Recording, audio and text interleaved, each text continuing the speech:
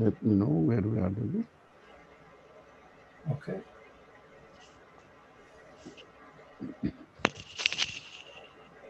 We're live.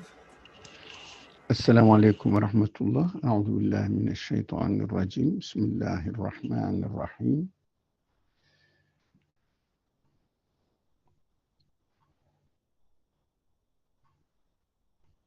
اللهم أرنا الحق حقا وارزقنا اتباعه وأرنا الباطل باطلا وارزقنا اجتنابه. اللهم علمنا ما ينفعنا وانفعنا بما علمتنا وزدنا علما وارنا الحق حقا وارزقنا اتباعه وارنا الباطل باطلا وارزقنا اجتنابه. رب اشرح لي صدري ويسر لي امري واحلل عقدة من لساني يفقه قولي واجعل لي وزيرا من اهلي هارون اخي اشدد به ازري واشركه في امري كي نسبحك كثيرا ونذكرك كثيرا إنك كنت بنا بصيرا. لا حول ولا قوة إلا بالله العلي العظيم. وصل اللهم على محمد وعلى آله وأصحابه وأتباعه وسلم والحمد لله رب العالمين. Amen. We have been studying the chapter 3. The English translation of clean is the fig. So we have been studying the chapter fig. So we discussed a lot of things, that these are the signs to the Creator, and just presenting the verses are presenting these signs to human attention so that they will take notice of the things around them, particularly the things are completely prepared by God with no human interference at all, packed, cooked, and all the ingredients are perfectly arranged, etc. So uh, these are the examples. So we said we can apply it to our own environment according to the produced that we receive. We hear from Allah's grace, we receive from Allah's grace, and we have to think about them and reflect on them, how they came into existence. And then uh, the previous verses mentioned about how human beings are created in the perfect form. It means the bodily perfect form, and then human senses are perfect, and they are compatible to each other, and both of them, body and human senses, are compatible with what is manifesting in the universe, or how the order of the universe works. We have experiences, as we call them, bad experiences, good experiences, everything. Something happens in the universe that are likable, and we have the senses which like them. Some things are created in the universe that are dislikable, and we have senses to dislike them. So make the comparisons, understand that they are perfectly arranged, etc. We have talked about this, but the following verse said, but at the same time, we reduced human beings, we turned back to human beings, to the laws of the law. We said, of course, we understand that it is not uh, that only God decides and executes whatever he decides, regardless of human behavior, regardless of human free will, human choice. We said what it is not what we experience in the world, so the verse must mean something. I think the best example, simple, understandable example, was or is for this verse, because this verse was the subject of the last week's discussion. That's what I said was. So teacher keeps reminding the students that if they don't study, they will, he or she will fail those who don't study. So said, I'm going to fail whoever does something wrong. And of course, if if a student, make it very simple, a student doesn't study, doesn't learn at all, and people makes him or her fail. The teacher, I'm sorry, the teacher makes him or her fail. And then said, I failed the student. Student says, the teacher failed me in my class. I couldn't pass.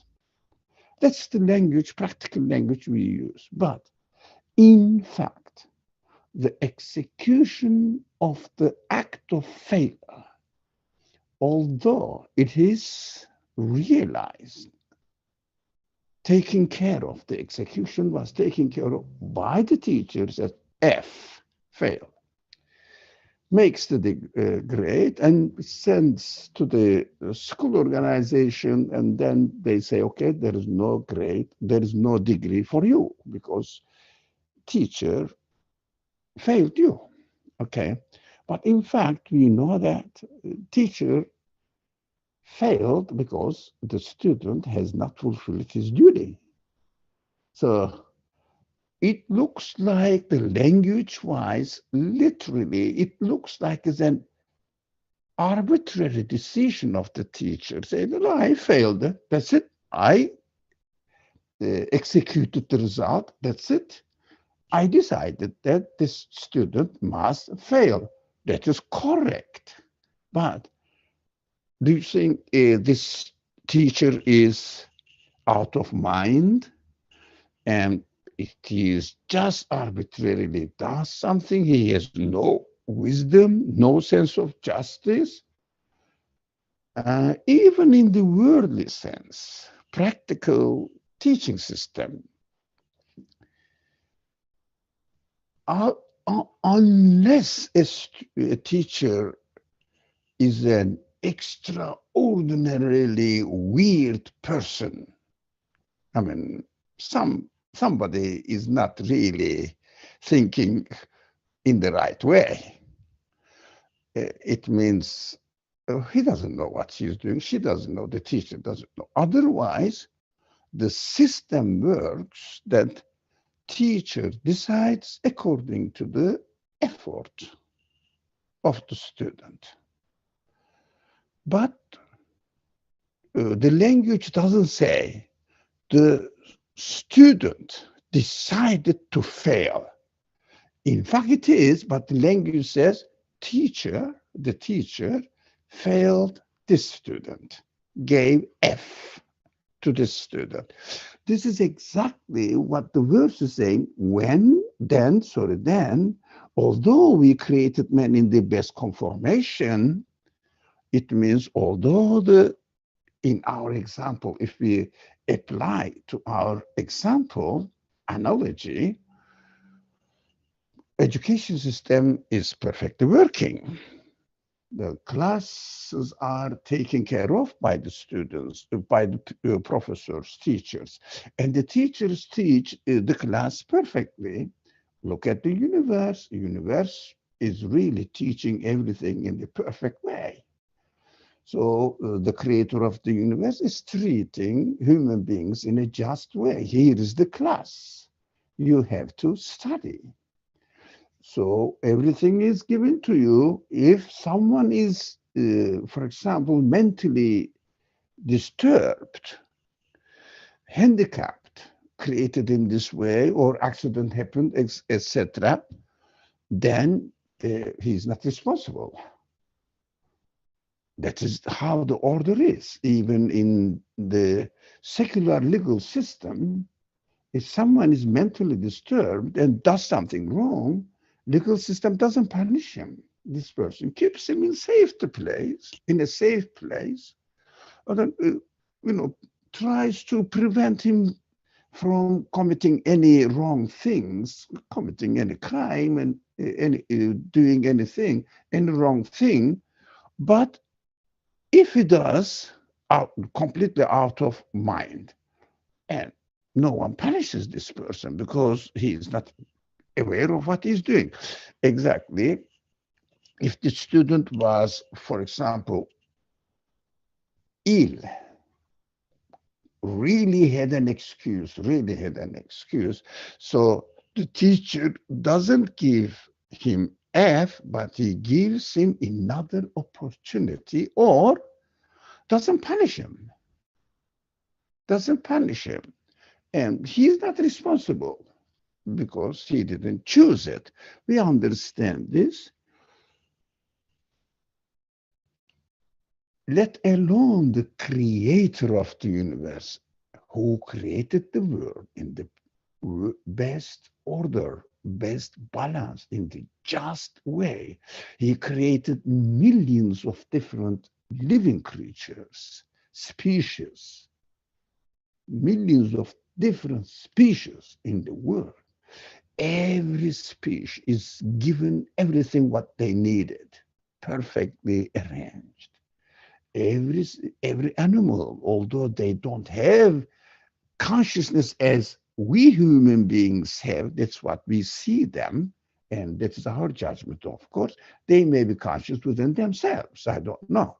I'm not saying they don't have any consciousness at all, but not like the human beings that they have many choices, only what within a limited area, whatever the options they are given, they act in this way.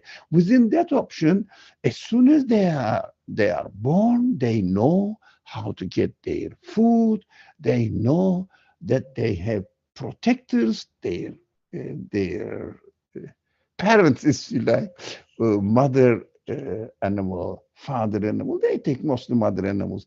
Take care of their need. Everything is arranged, and then if they need to chew something, they are given teeth.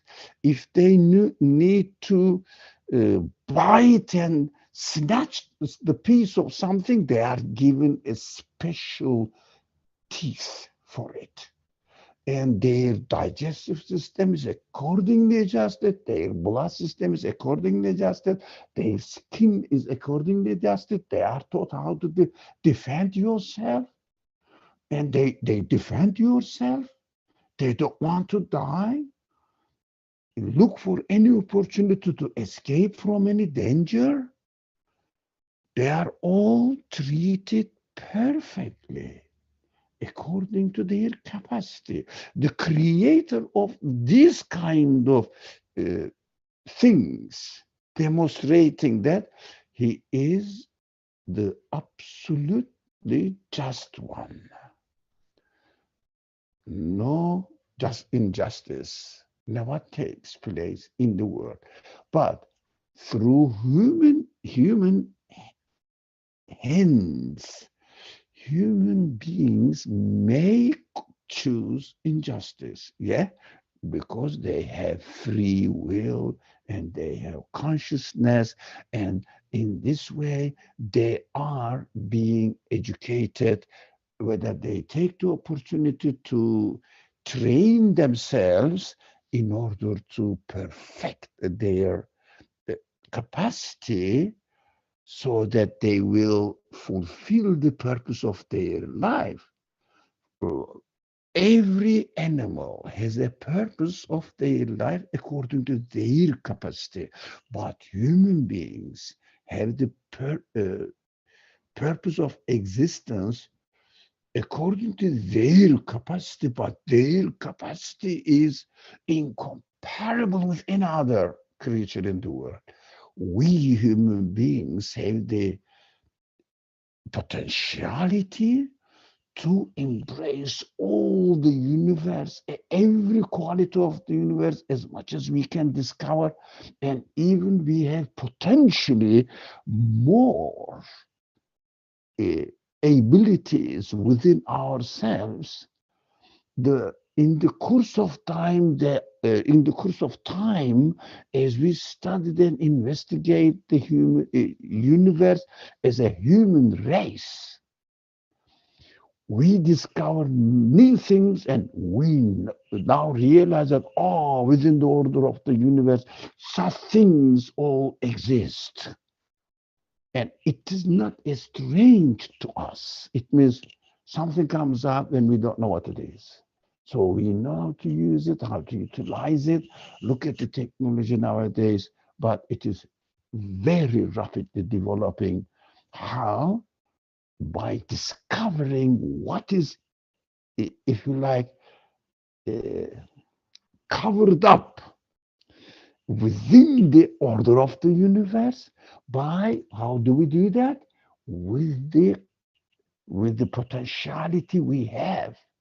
The more we use our potentiality, the better, the wider, the more and more comprehensive our capacities become.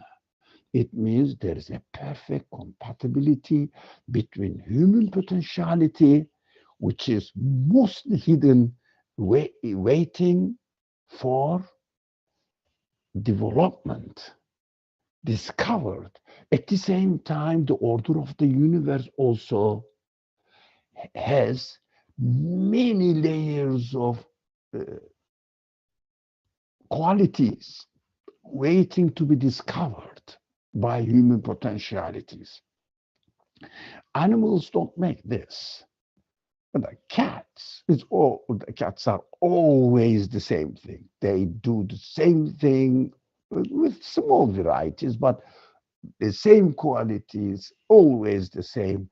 They don't become, for example, an astronaut going into sky, for example, or a physicist that investigates what is going on within the very deep bottom of atoms, anything like this. They don't work on laboratories, for example.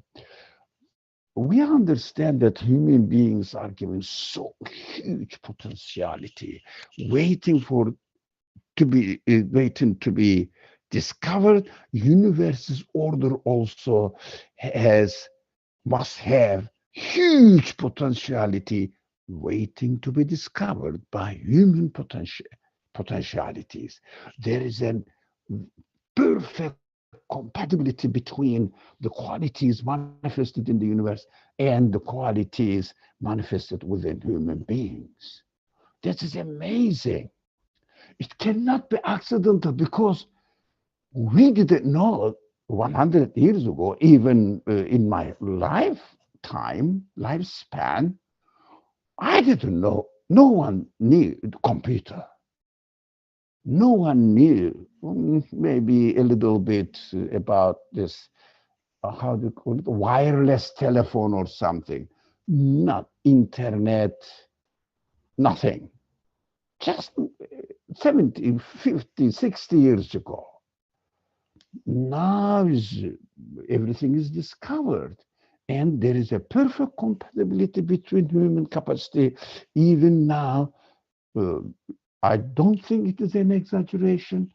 3 years old child can have a notebook with him and play with him like an ordinary toy. He knows how to use it better than I do. Can you imagine the next generation will discover what? Because my generation started from nothing, now using the computer or laptops as a typewriter, just only for email communications, etc., or telephone just to speak and exchange some messages. That's it. I don't know the rest. But 3 years old knows better than I do. 5 years old, I don't know. They are going to write and program, I think, when they reach the age of 10. Can you imagine? This is an uh, discovery, the process of discovery. What we are doing actually, we are discovering the qualities manifested within the universe of the Creator. And also, we are becoming aware of the qualities manifested in our own human capacity. again, manifestation of the qualities of my Creator. So there is an perfect arrangement, communication, reciprocal conversation between these two elements. Both of them are really becoming clearer and clearer in the minds of the human beings that this can never, ever be the result of accidents. Come on, my genes will know that there are something that I can discover, and accordingly will develop a sense, a capacity, a potentiality within me that it will really grasp it. They don't have any qualities, they are just matter. I mean, the bottom line is they are made of particles. No one can claim the particles have qualities like human beings, and they will arrange their plan and think about the future and protect the prophesize the future and accordingly arrange their capacity and increase their capacity. They have no quality, just they are made and they are subject to following, obeying the order of the universe. That's so simple. Everybody can understand it.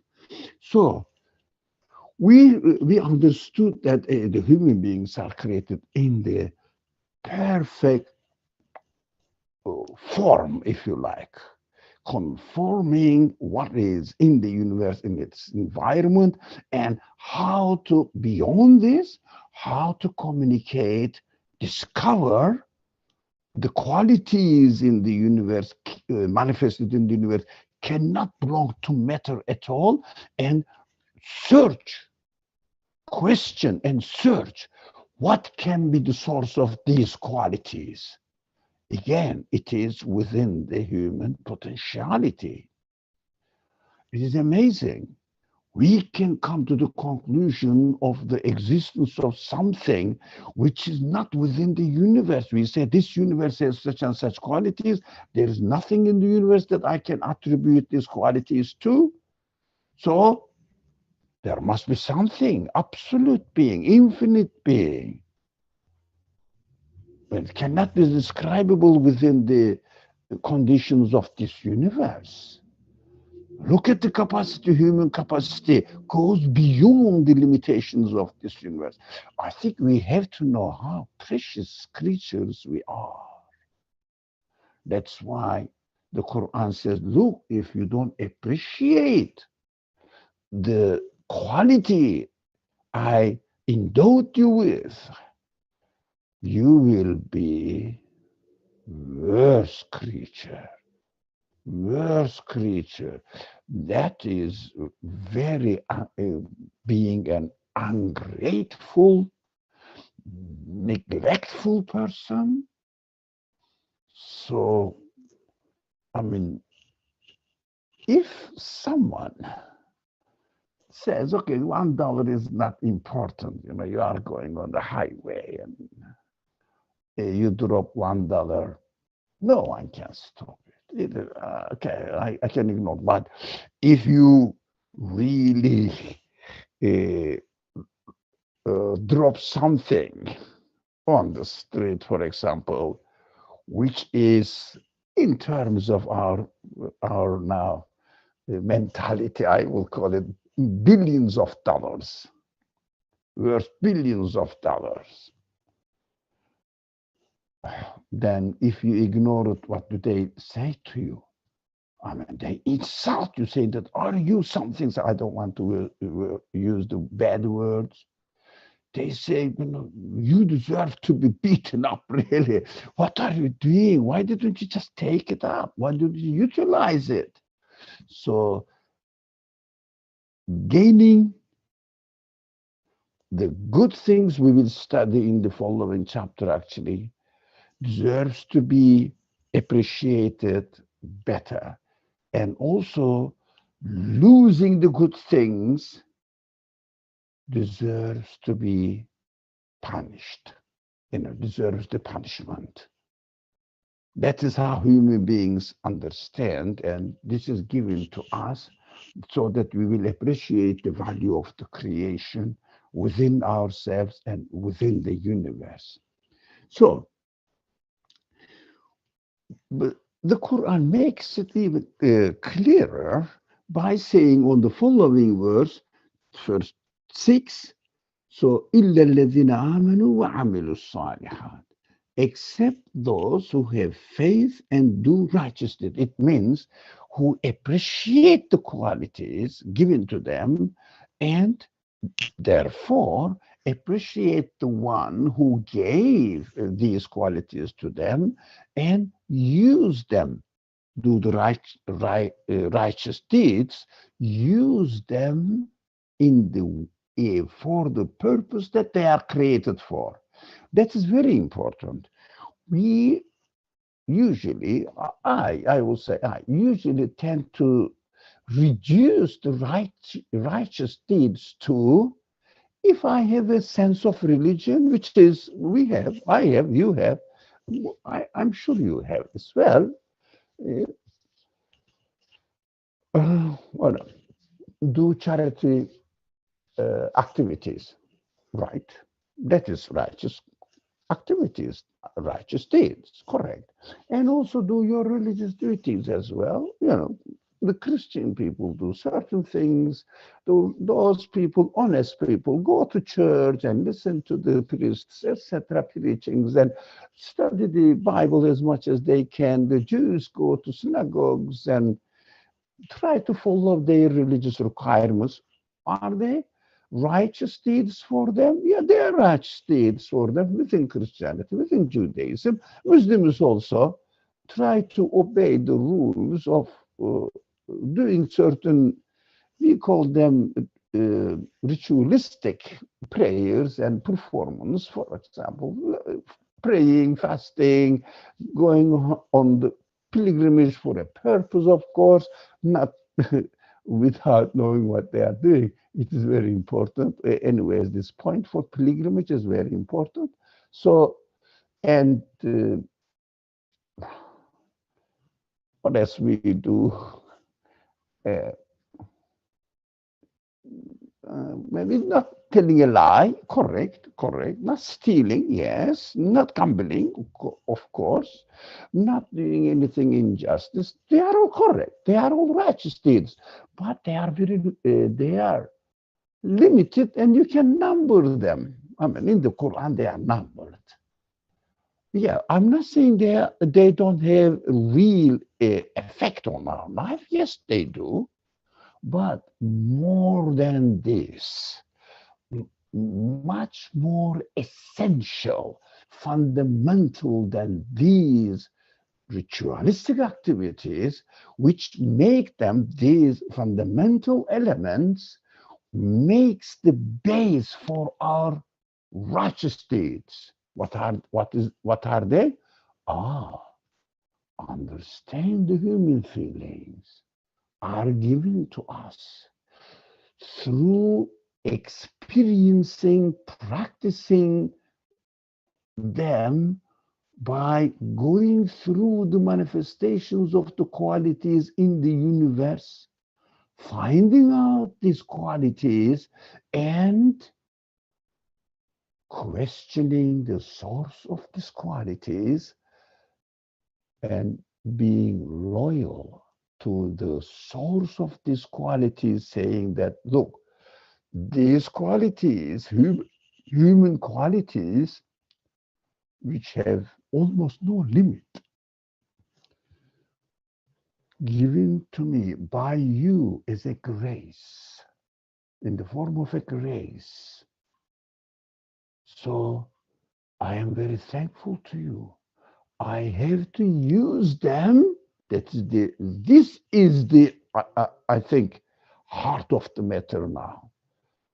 I have to use them in order to put into practice your qualities as manifested within them, and sort of within me.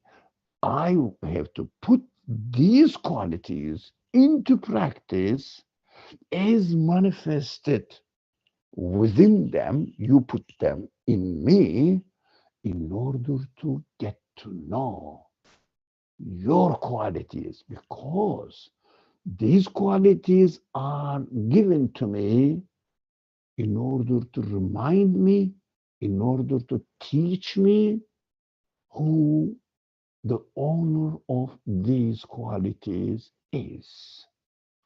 It means all my actions must be performed in order to acknowledge the owner of my qualities. That is the ultimate purpose of existence, as far as I understand. Get to know who my creator is through experience, realizing about that these qualities exist, step one. Step two, putting them into practice within the conditions of the universe. Step two. Step three, while I am interacting, practicing my qualities by interacting the universe, it means in my actions, everyday actions, I must aim at acknowledging the qualities of the Creator, which are manifested in me as well, within my capacity as a human being. So, through the manifested qualities of the Creator, I have to understand the qualities of the Creator in its original form. What does it mean? Belonging to Him, by multiplying these qualities by infinite. What does it mean?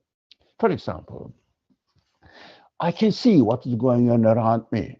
Okay, it means, simple example, the simplest one is, yeah, it means I have to acknowledge that this quality of seeing, power of sight, is given to me by my Creator. Right. Is it enough? No. That is the starting point, necessary point to acknowledge. We cannot ignore it. So, okay, I acknowledge that this is given to me by my Creator, this ability given to me by my Creator. Okay, what does it show to me? What does it demonstrate to me? Ah, the Creator is introducing Himself to me as a conscious being. He is the source of seeing. Ah, my seeing is, well, you see, you practice as a limited area. I see today, tomorrow I forget, etc. But the creator of the power of sight must be the source of sight, which must be according to the capacity of the creator. What was the capacity of the creator? Not to be describable within the conditions of the universe, which means cannot be defined as far as the measurement that I learned from the universe, created beings. He is the creator, so originator, so the real owner of all these qualities in the form of absoluteness. It means I would say, oh, my creator is the source of power of sight.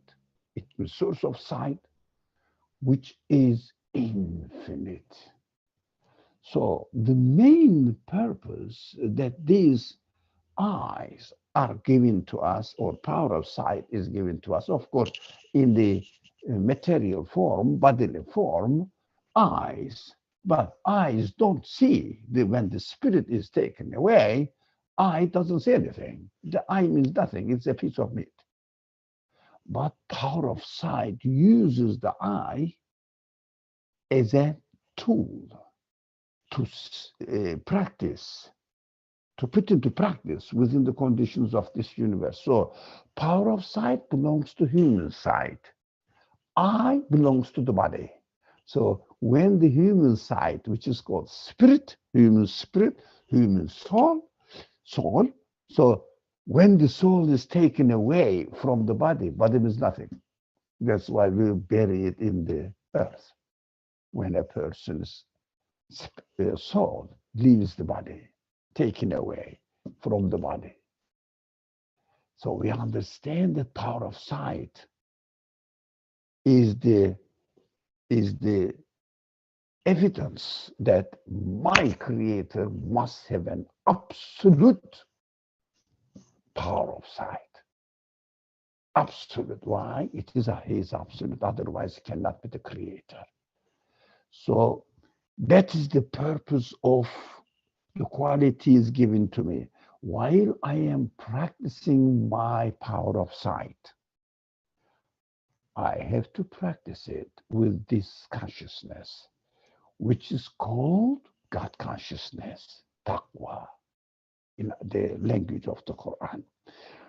What it means, being aware that I should never, ever fall into negligence of ignoring the qualities or ignoring that this power of sight is given to me in order to acknowledge, in order to confirm, in order to confess, not to attribute it to myself, but to the real owner of the power of sight. He is the creator of power of sight. I'm not. I cannot say that I can see well. Okay, daily language we use it. Oh, I have no problem. I can see. Okay, when the doctor asks me, do you have any problem with your eye? I shouldn't tell a lie. Yes, I have. But normally people say, no, I don't. If there is no illness or any problem because of my old age, and I have many problems. But it is my situation, personal situation. But normally people say, okay, I can see well, I'm fine. Okay. But it is not enough. I can see well, okay, yeah, everybody can see or may be able to see well, but do you use it for the purpose of its creation? What we understand from righteous deeds, practically speaking, as religious people, it means really practicing religious people. Non-practicing religious people are not aware of anything. They just live here in order to eat, enjoy day and sleep and go and die. Well, unfortunately, very misfortunate people. I'm sorry for them, but what shall we do when that is human choice? So we here in this group, inshallah, we are aware that we have to utilize all of them in order to get to know the Creator. That is called Iman. But religious people usually confirmation of every single qualities we experience that belongs to the absolute being. But usually in practical religious terms, we use this eye saying not to look at prohibited things. All right, correct. I shouldn't look at prohibited things. And we use it for a good intention, not bad intention. For example, trying to see the faults of the people. No. Don't be suspicious. Don't be suspicious. So that is what the Quran also prescribes. Don't be suspicious. But these are the outcome of righteous deeds. The real righteous deed is acknowledging that this is a tool given to me, a means given to me to understand who my creator is, which kind of qualities he has. Acknowledging that is called belief. So righteous deeds can only be describable all deeds which are performed on this, based on this consciousness. It means belief, confirmation, certainty of the real owner of our feelings, based on this consciousness, this certainty of really confirming the real owner of these things, these qualities, and then practically, yes, you shouldn't look at the prohibited things that is described in the books. That is why my fear is, if you reduce the use of the eye only for not looking at the prohibited things, prohibited areas, that is say, and it would not have any real human purpose, really, because human capacity is so huge. By not looking at what is prohibited in the religious language, haram, but then I've done my duty. No, the real purpose of the uh, given of the power of sight given to me is to acknowledge the creator of the power of sight, which kind of creator he is. This is just an example, simple example. I have the sense of loving, I have the sense of fear, I have the sense of anxiety, I have the sense of pain, and I have the sense of beauty and appreciating the beauty, and I have the sense of justice. Oh God, can I did something wrong? Just a very quick. I will try to recover it. Inshallah. Okay. So no. One. So الذين إلا الذين آمنوا وعملوا الصالحات, except those who have faith, who believe. It means confirm that these qualities, human qualities, the perfectly created human qualities, أحسن تقويم, in the language of the Quran, so needs to be utilized in order to realize the necessary belief step first. And then وعملوا الصالحات, act righteously, but, and then means using these belief as the base of your actions, your righteous deeds. Then use your eye. I am going back to the example that we have been studying, simplest example. Yeah, practically speaking, in terms of this physical world, don't look at the prohibited things. Okay, but first establish the belief. Believe what? These human qualities are given to me in order to realize, understand, whom am I supposed to believe? How am I supposed to believe in what am I supposed to believe? Believe in the Quran, in the language of the Quran. If we take it within the context of the context of the Quran, belief means belief in God, the Creator. Which one? The absolute one. So Ahad, God, the absolute, unimaginable, within the conditions of the universe, Creator. It means I have to utilize all my perfect human qualities, according to my capacity, perfect human qualities. I am created in this form, perfect form, in order to acknowledge the Creator, get to know the Creator in the perfect way. Then, as much as possible, I have to struggle for this.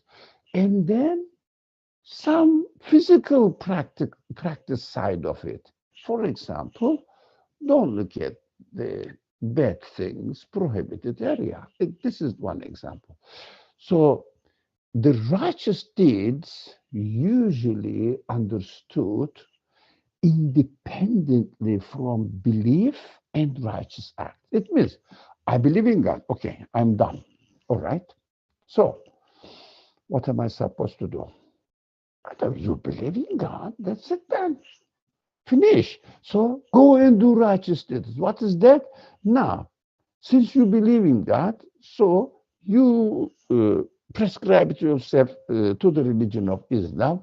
Okay, did you say Shahada? Did you take your testimony? Yes, I did. No. Those women, uh, those people who are born into Muslim Shahada, they didn't even realize that they are taking the testimony.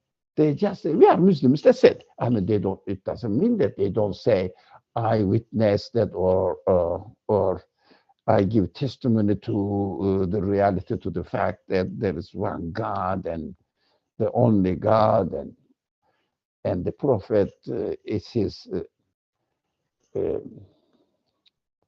is a human being, in fact, and a created human being and his messenger. Okay, they say it, but they don't really make a shift, revolution in their life that, look, from now on, I will live on these two fundamental principles and try to understand the deeper meaning, deeper content of these two fundamental principles. Very rare, I see that very rare it is happening among the followers of the religion of Islam. I don't know the other followers of religions, how much they are consciously aware of what they really believe. But they claim, of course, something, but not like the Quran prescribes it. You have to have iman, you have to have yaqeen, you have to have certainty, you have to be absolutely sure what you are doing, and you have to use your mind, you have to use your all human capacities in order to make sure really what you believe in. That is very much emphasized in the teachings of the Quran, especially in the Quran, when the prophetic teaching. So first Iman must be established, and the righteous acts should not be separated from it. Iman, I am done with it. Righteous act, now I am going to pray, or I am going to use my eyes in the right way. I'm not going to look at the prohibited things. No. They are not, they cannot be separated because they believe and they act. In their action, the belief is inseparable part of it. They are integrated within each other as if they are really necessitate each other. For example, in order to practice your power of sight in the right way, you have to be conscious that this is a trust to me from my Creator in order to acknowledge His power of sight, so that He is the one who is absolutely seeing one in everything, in every detail, etc. So I have to use it in an honest way according to his teaching. I shouldn't look at it While you are not looking at it, you are practicing the acknowledgement that you have concluded in the belief side of it. So they are integrated. Now a new concept is introduced to the people when this revelation took place first time. So, of course, when we look at the first time, this concept of فَلَهُمْ أَجْرٌ غَيْرُ مَمْنُونَ. What does it mean? And there is a never ending ajr, reward, compensation. Okay? What does it mean? If you believe in God, let me speak in terms of the prevalent tradition. In general, there are, of course, exceptions. You have to believe in God. Okay. Did you take Shahada? Yes. Okay. Okay. All right. Are you a Muslim now? Of course. So you shouldn't look at prohibited things while you are using your eye. The second stage is, first, you believe that you are created by God. Okay, all right, you are created by God with the eye. Okay, but they don't realize that why the eye is specifically given to me. Now, no, they said, well, I'm created by God. Okay, that's not wrong. All right, act now. Don't look at the prohibited things. Okay, I'm not going to look at it. Finish. And there is a never-ending reward. Why never-ending? Why? I will go to paradise. I will be taken to paradise. And there I will get my reward because I didn't look at haram, prohibited things. Partially true, but very, very superficial, very shallow understanding. Why eternal reward you will receive it? As the Quran specifically describes eternal reward. Now, because if we realize that I acknowledge the power of sight is given to me in order to get to know and submit back to its owner, saying that you are the source of existence of my power of sight, which means you are the creator of it. You must have the quality, the attribute, or in the name, in the language of the Quran, name of seeing, al-Basir, which is absolute, infinite. Must be. If you were not the source of absolute sight, how can you give millions, trillions of people at the same time power of sight? You cannot manifest it at the same time. So the creator, in order to be able to be a creator, you must be absolute. You must be beyond the limitations of this universe, because the universe is your product. You gave existence to the universe. This realization opens up to what? Infinite. So when you don't look at the haram, this action, this realization will be rewarded by the one who gave you the power of sight, who is infinite. So his reward, because you human beings has fulfilled by believing, confirming, being aware of it, that the creator of the power of sight is absolutely seeing one and acting in our interaction with the universe in the way he desires, he desired or he directed me, then it is an acknowledgement, of course, If I do, for example, I say to my wife, I love you, all right? Yeah, okay. And then he says, come on, get me, for example, an orange from the kitchen. What does it mean? Now, go and get it. Well, you can do it. This is what I mean? Ah, this means my love is just on the tip of my tongue, not in my heart. So if I really love my wife or anybody, your mother, your sister, your sibling, whatever, your cousin, etc., anybody, your friend, you look for an, uh, forward to an opportunity to fulfill his desire, her desire, so that you will physically experience your love there. Practice it. So I will practice the desire, the direction, the will of my Creator, how I am going to use my eyes.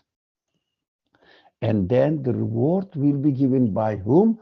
This infinite being, absolute being. So my action performed with this consciousness is going to be rewarded by the infinite absolute one.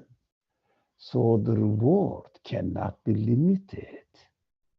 That's why the Quran says there is a never ending reward for those people who believe and act accordingly in the righteous way.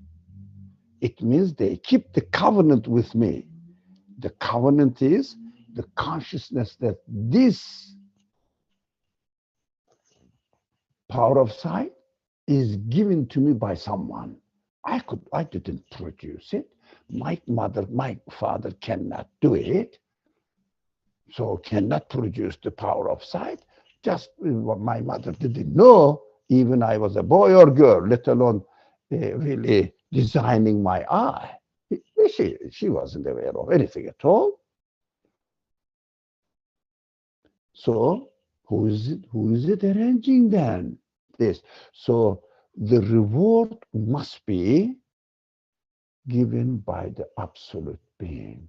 That is why the concept of غير ممنون is introduced here to human beings, never ending. So within its historical context, the first audience of the Quran did not have the eternal life, concept of eternal life. They said, we are going to die and turn into earth, just disappear from existence. That's it. That was their main argument against this prophetic mission. Saying that, what do you mean? Can you bring our great grandparents and ancestors back into life? As if the prophet is saying that I am going to do it. It says the creator of the universe is going to do it. But because they didn't really believe, and maybe didn't want to believe, because they didn't want to give up their egoistic caprices, arrogant attitudes that I am going to do whatever I want. No one can stop me from choosing whatever I want.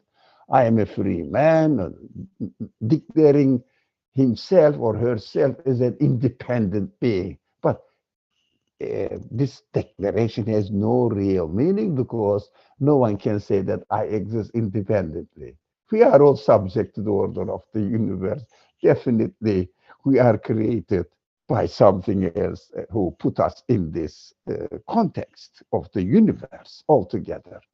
So they don't. If someone wants to choose this way, the creator said, "Okay, I can create the result. I can create the result, and you will be in the laws of the law at the end because you wasted your most precious quality, reduce it to nothing. So your value becomes to nothing. Your value becomes to nothing because you reduced your ability to nothing. So human ability to nothing. But if you use it in the right way, your reward will be ahsan taqweem, the best form. This eternity starts from here. We have to understand that. Eternal life, we have to understand this concept of eternity. So these people, the first audience of this revelation, this message, did not have the concept. We think that we have. Oh, I mean, we have to be honest. Yes, we learned from religions, traditions, there is an akhirah, but how much the concept of eternal life is prevalent, dominant on our daily practical life? How much? Myself, very, very rare and weak. Sometimes while we are having discussions like this, it becomes a bit stronger and a bit alive, vivid for me. Oh, yeah, it must be true, yeah. But after this discussion, when I go back to my ordinary life, it becomes very rare and also becomes somehow external to me. And it's a kind of alien thing in my practical life. What does it mean? I will die. Yes, everybody dies. And I hear from religious discourse that there is life after death. Yeah, the creator of the universe can do it. If the religion says it will do it, the creator of the universe will do it, he will do it. But am I convinced about it? If religion says so, I cannot say no because I don't know. This kind of attitude doesn't have any impact on my practical life in this world.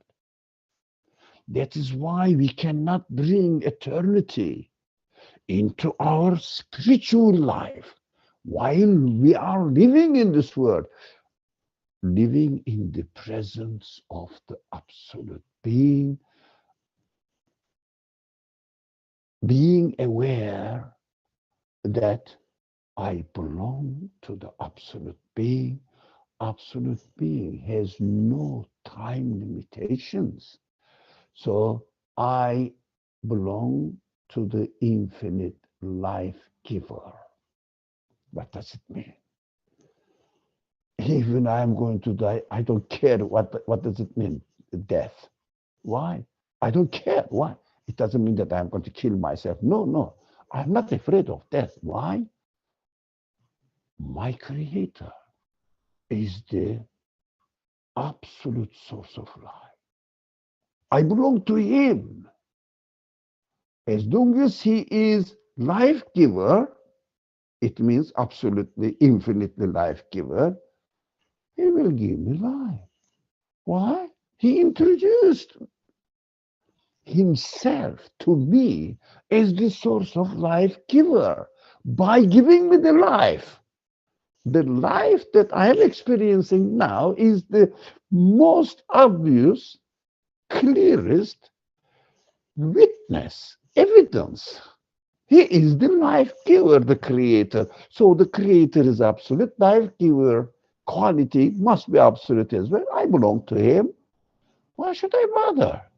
Why should I be afraid of death? And it doesn't mean that life is very cheap and I can just kill myself here. And then no, it is my choice. Then we discussed this before. According to my choice, if I really use my life not according to the will of the creator who gave me life, it means I will reduce life to accident, to myself or nature. And nature cannot be with me. Nature or myself. Myself as an independent being, I cannot be independent being. If I think I was, I will have cut my relationship from my creator. And if I don't have a creator, by definition, I cannot exist anymore because I cannot create myself. Nothing else can create me. So this lack of life giver in my life, first of all, will put me in a painful life here in this world because I will say, I'm going to lose this life. I cannot guarantee it. I cannot keep it. I'm going to lose this life. This worry, this anxiety of losing the life will really suffocate my spirit. I would never ever enjoy my life. Anytime I can die and disappear. I don't know when and how. I don't know how. Anytime I get on a bus or a car or an airplane, I can have an accident and die. That's it. This fear is a very what is the word? I don't remember the word. Let's put it in a simple language. Stuck into my consciousness. I cannot really get it out. It is glued as if. So I cannot really take it out from it unless I acknowledge that my life is given to me by a one who is this absolute source of life. So if I act in this consciousness, with this consciousness, then the reward will start, the reward will have an effect on me right now. As soon as I acknowledge it, the reward starts. As I belong to the absolute, as if, my company is the absolute company who pays me. He has no limit. His budget has no limit. Huh? Yeah. Okay. Anytime I work here and there, doesn't matter. I have no fear of bankruptcy. Why? The source of it is infinite. So, as if the company of existence, if you like. So I start feeling the comfort, relaxation, peace, serenity in my life. That yes, my life is guaranteed. My existence is guaranteed because the source is absolute. So after I die, it means I change my vehicle of body. The next creation, another type of creation, is going to be taken by the same absolute being. And since he gave me life and I use it in order to acknowledge that the quality of life of the creator is absolute, the reward will be infinite. It means my life will continue. So death does not affect my life. In fact, a change of baby or young man, that's like this change. Then, or the fetus in the mother's womb and then born baby. But the same baby was living according to the conditions of the mother's womb. After the baby is born, now it is continuing its life according to the conditions of the earth or globe of earth or this universe. Now placenta becomes larger.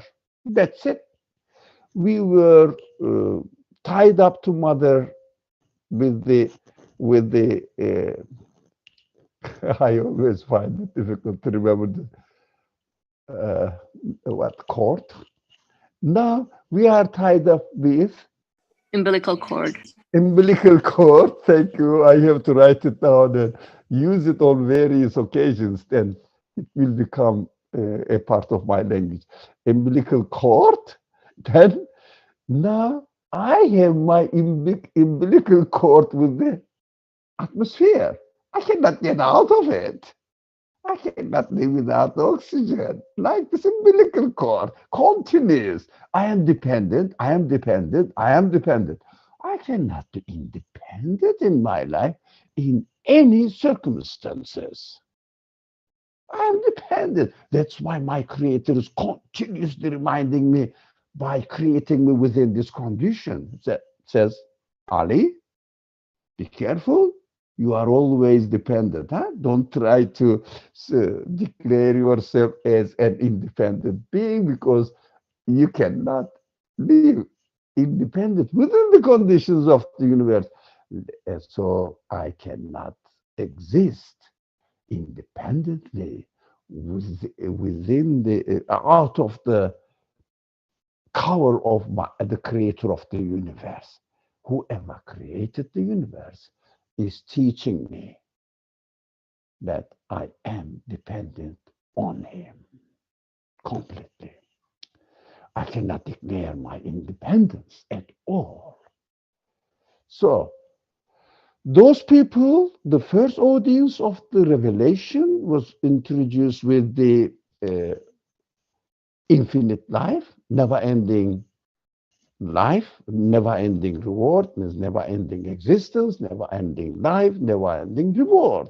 Because if I don't exist, what does it mean never ending reward? Because I don't exist. What am I going to do with the reward?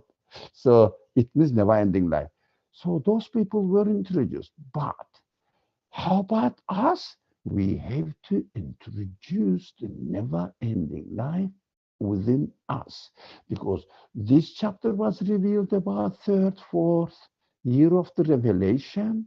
It means we have to go through these stages right now.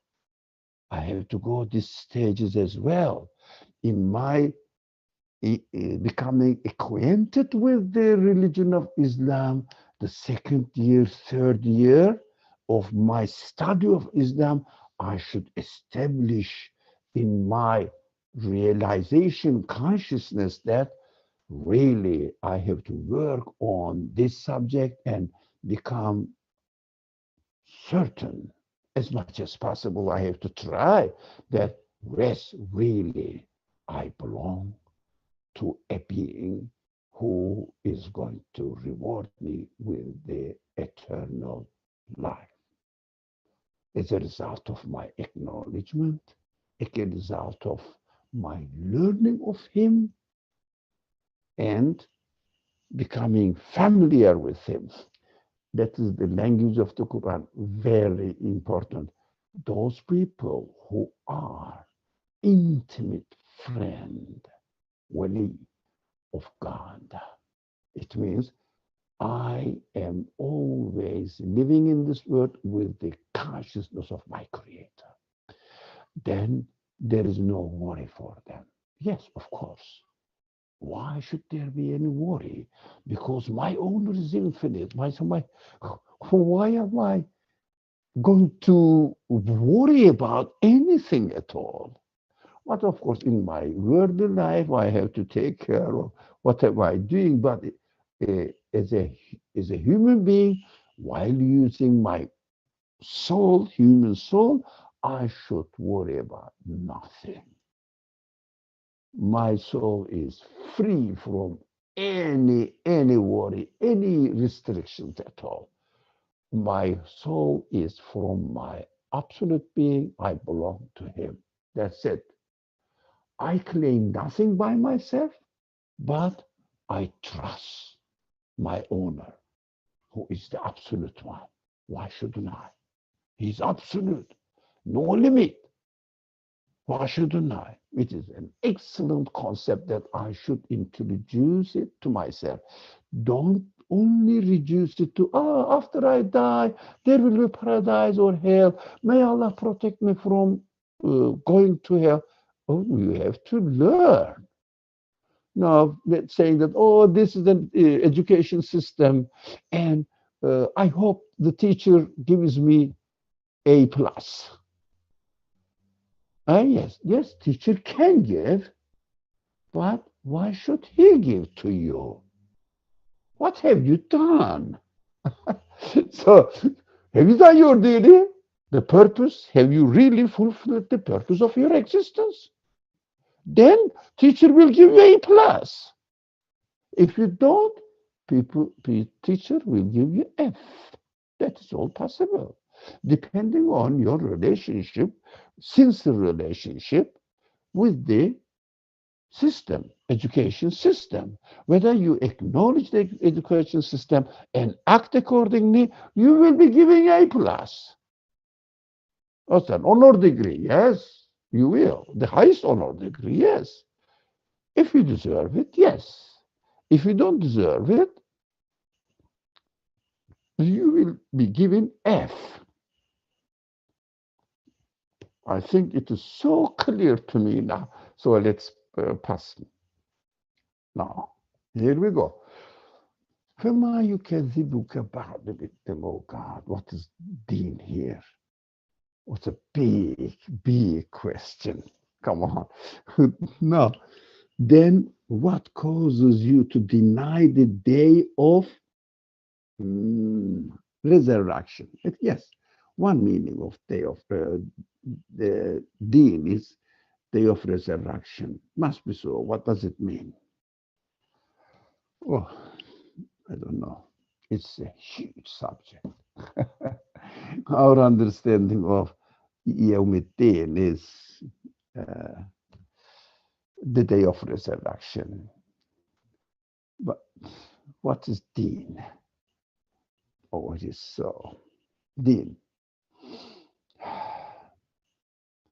I mean, the root meaning is, you must have heard of it, everybody speaks about it. The root meaning is death.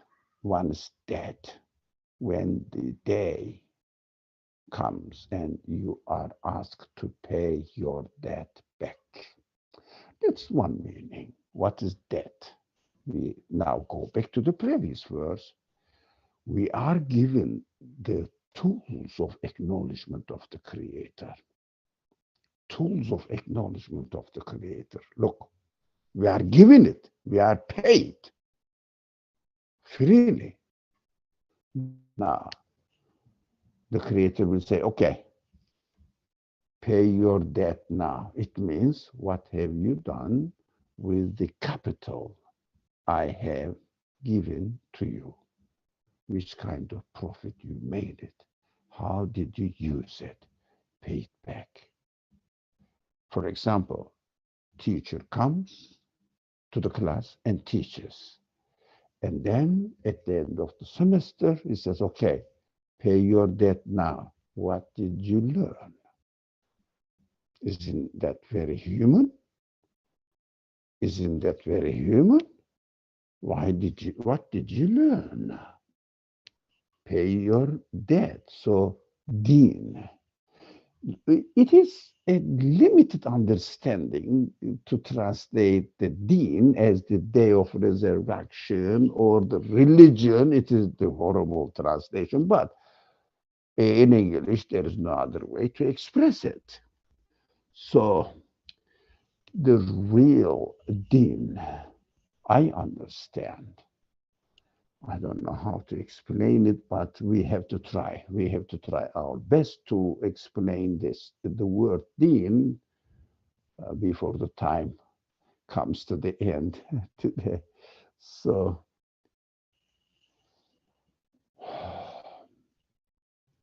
the real truth becomes apparent. What does it mean?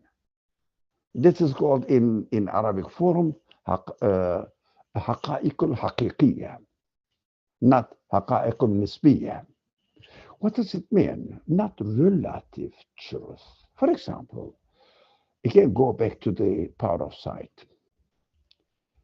There may be a better example, but it came to my mind right now while we are discussing.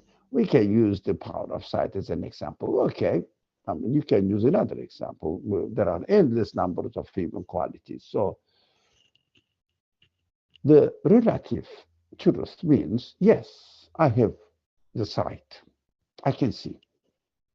That is according to the worldly experience. Everybody says, if he is not blind for any reason, even the blind people said, I cannot see properly. It means still the concept of seeing exists in human beings. So majority of the people say, I can see. Yeah, okay, correct.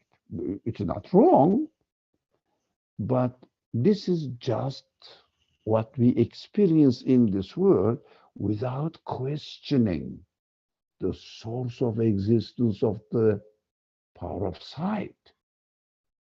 So, as we discussed earlier, when we question the source of existence of power of sight, we concluded that this source must be the absolutely the one who has absolute power of sight, limitless power of sight, is the source of existence of all power of sights in the universe. He is the source, he is the creator.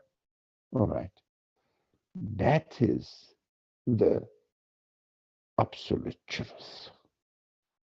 Is it within the universe? No, that's what the philosophers say. Oh, no one can claim absolute truth. Yeah, within your worldview, you are right. Because worldview is limited to the relative truth.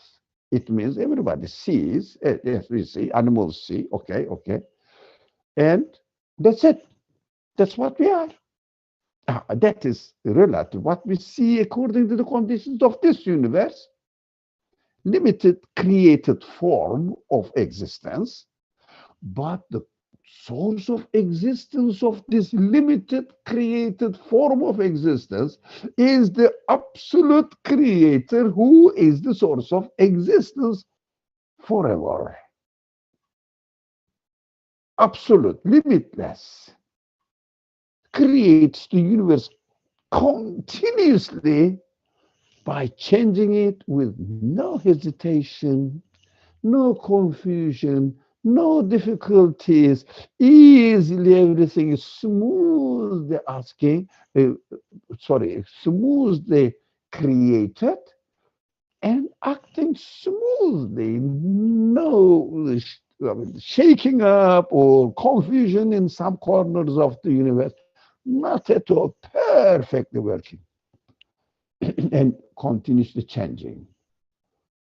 The source of existence must be absolute, otherwise it cannot happen at all. Why? If it was limited, of course, somewhere we see some things are waiting in the line to be created, like human beings. We do one action and then another and then another. Yeah.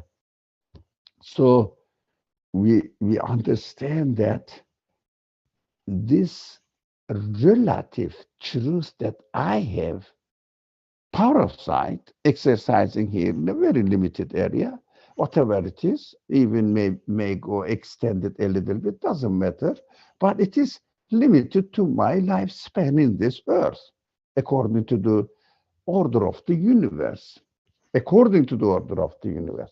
So if I use my consciousness and realize that the source of existence of this power of sight cannot be anything within the universe, nothing within the universe, everything is arranged by the creator of the universe in such a way that my power of sight also exists by his will, according to his plan, as he wills. So when I reach this reality, that is the way to pay my debt to my Creator, which is acknowledging the absolute truth. So the philosopher's usage of absolute truth is limited within the universe, which is true. There is no absolute truth in the universe, but the creator of the universe is the absolute truth. That needs to be acknowledged by human consciousness, because human consciousness realizes that it must be from him, from the absolute creator. Now, these subjects are very, very important. So the word deen, it means practically speaking religion, faith, and also recompense, accountability, retribution, final judgment, judgment day. Okay, but it must be understood accountability to the absolute truth, retribution to the absolute truth or by the absolute truth, final judgment. It means only the final judgment is given or it can be given by the absolute truth. And the day of judgment can be created only by the absolute truth. None of the particles of this universe can create the day of judgment. All boils down to this very essential word, the absolute truth, which is described in the language of the Quran. Believe in God. Believe in God. So it means really God, not that I use my in my practical language saying that I believe in God, amen to billah. Okay, but the Quran says, "What? Be careful what you are saying. When you say God, what does it mean? What does it mean? La ilaha illallah." One of the fundamental explanation of God means Allahu la ilaha illahu. What does it mean? When you say God, what are you talking? The universe cannot have the absolute truth within yes, absolute truth within its own capacity. It's created, but the creator of the universe is the source of absolute truth. So the universe belongs to him. So this owner of the universe, Lord of the universe, whatever you call it, master of the universe, is the absolute truth. So this judgment can be realized by him after I die, after and everything dies anyway. At the end, the universe will die. After the universe will die, what remains? As far as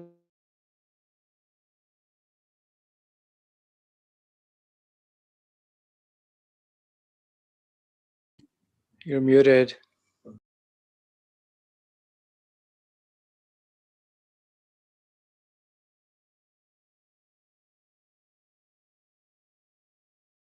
he will be keeping the existence, keeping the life of living beings, keeping the existence in another form. Yes, every day the form changed. I was young, I was a baby, I was young, now I am an old man.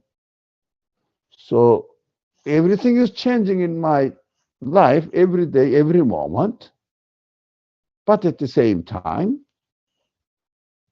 I am given existence continuously by the same source, because I am always keeping this type of existence within myself, that I always say that I am Ali, I am Ali. I don't change. My spirit doesn't change. My body changes. It means the Creator is showing me that you cannot own yourself. You cannot keep yourself. I operate on you. You cannot operate on yourself. It means you are totally dependent on me.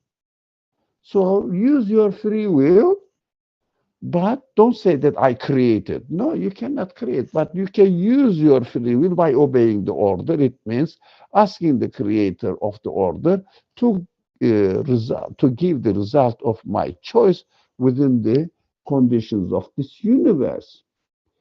So that approach is very important. We have to realize it. So uh, as far as human capacity is concerned, we believe, we are convinced, we confirm that definitely the my source of existence is the absolute being. Oh, no. But the universe is keep changing. The universe keeps changing. And what I am experiencing physically here, not the absolute one, but limited, dependent, transient existence. But I desire, I want to see the permanent existence. I look forward to permanent, forward to having the permanent bliss, permanent happiness. Is there any permanent happiness in this world? My experience says no. I am always struggling with problems. It means my creator is teaching me that there is no permanent existence here, but I gave you the desire for the permanent existence. It means that is my promise to you. If you do your job properly, you will deserve to be given the permanent existence, which is called in the language of the Quran paradise. It means it is a garden.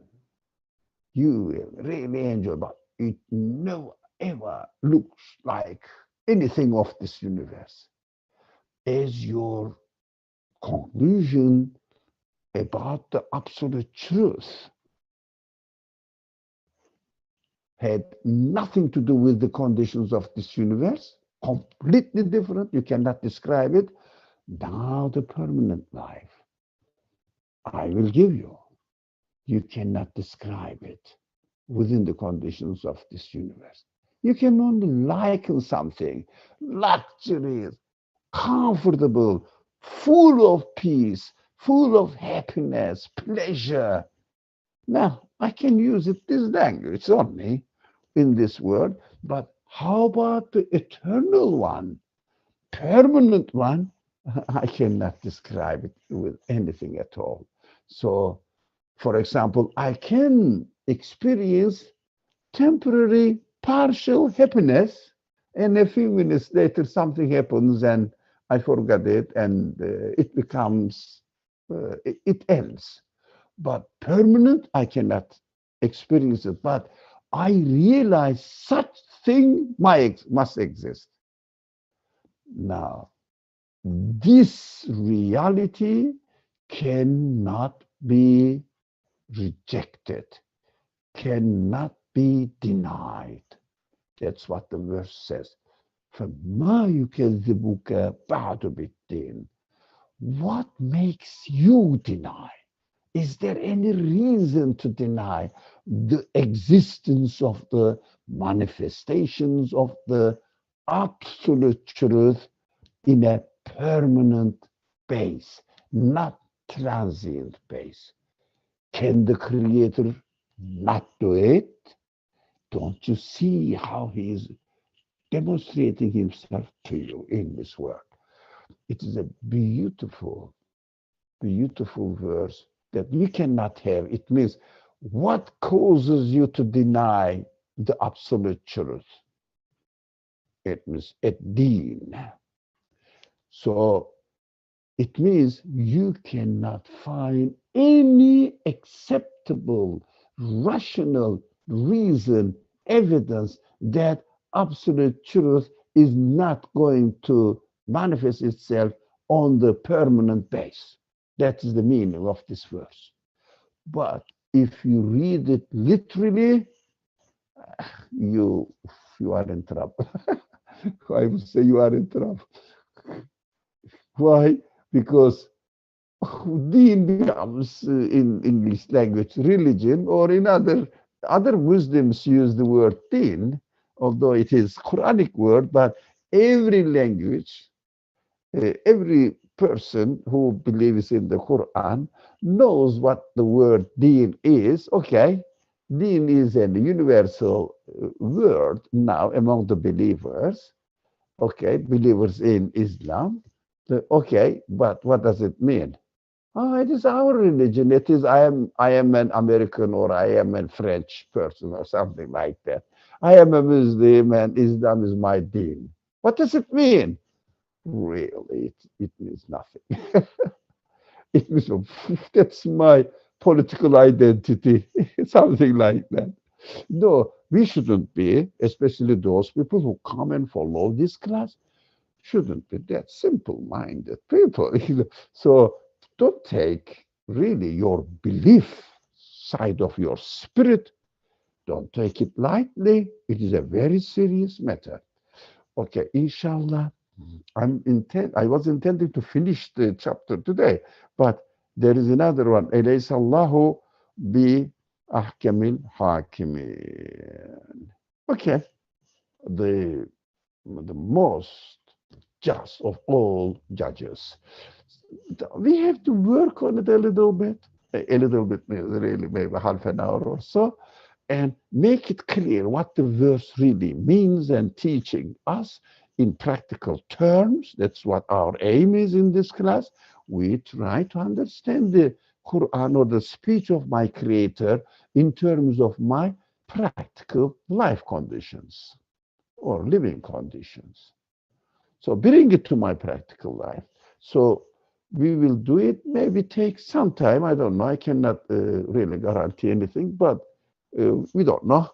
So let's see how much we can explain it, go deeper meanings of it. And then the following revealed chapter is Li'ilafi Quraysh. That's why the chapter is called Quraysh. So Quraysh chapter, most of us know it by heart. Those people who are practicing salat, prayer, don't know it, but it looks, if you read it literally, it looks very simple. But really, it is a great chapter, as usual. As usual. Inshallah, we will try to pray to Allah, to God, that He will guide us to get the right understanding of these verses. Otherwise, the Quran becomes a storybook, or just telling us something, do this and don't do this. It is the simplest way of understanding Allah's way, Allah's path, or living according to Allah's will. That is wonderful, really amazing to really realize what the verses are saying. Bismillah ar-Rahman ar-Rahim. سبحانك لا علم لنا إلا ما علمتنا إنك أنت العليم الحكيم وآخر دعواهم أن الحمد لله رب العالمين